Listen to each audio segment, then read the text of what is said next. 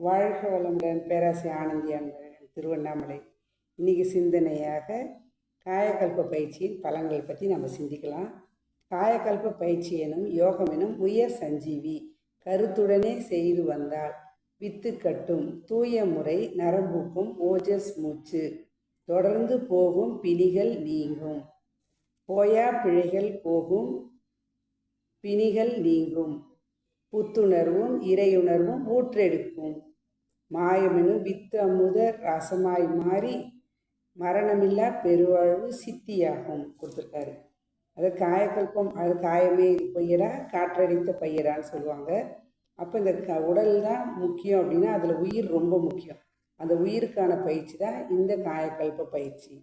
அப்போ காயக்கல்ப பயிற்சி என்னும் உயர் சஞ்சீவி, சஞ்சீவி அப்படின்னாவே பார்த்திங்கன்னா விலை மதிப்பு இல்லாத ஒரு உயர்ந்த ஒரு மருந்து, அருமருந்து. அந்த மருந்து நம்ம இது ராமாயணத்திலே கேட்டிருக்கோம். சஞ்சீவி மருந்து எடுத்துகிட்டு வரதுக்கு இவர்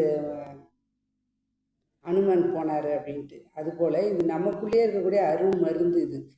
அதை கருத்துடனே செய்து வந்தால் வித்து கட்டும் அப்படின்றாங்க. கருத்துடன் என்னன்னாங்க, அறிவை நாம் எண்ணத்தை முழுமையாக அதை வச்சு நம்ம செய்யணும்.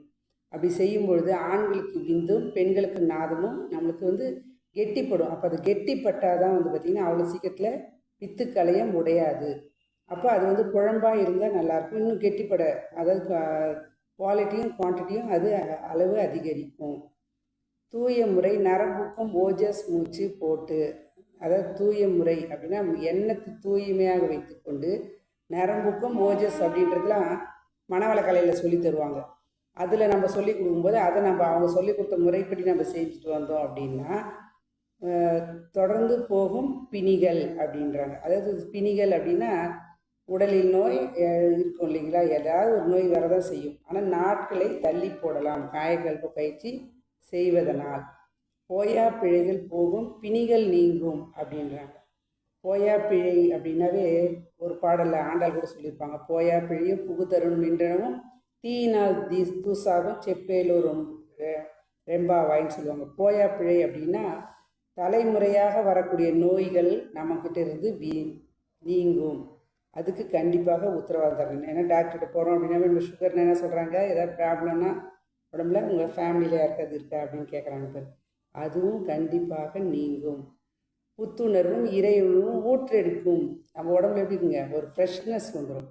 அப்போ புத்துணர்வு வர ஆரம்பிக்கும், இறை உணர்வு ஆட்டோமேட்டிக்காக வர ஆரம்பிக்கும். நம்ம உடம்பு பார்த்திங்க அப்படின்னா ஒரு ஃப்ரெஷ்னஸ் வந்துட்டாவே நம்ம ஆட்டோமேட்டிக்காக அறிவு உடல் எல்லாமே சிறப்பாக வேலை செய்ய தொடங்கும்.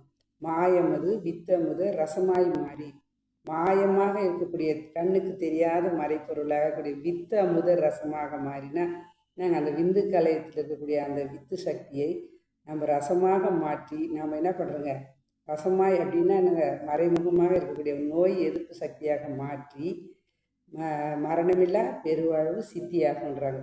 இந்த பயிற்சி தொடர்ந்து செஞ்சுட்டு வந்தாவே நம்ம மரணமில்லா பெருவாழ்வுன்றத வாழும் வரை சிறப்பாக அந்த மரணமில்லா பெருவாழ்வு பெற்றாங்க, சித்தர்களாக வாழ்ந்தாங்க.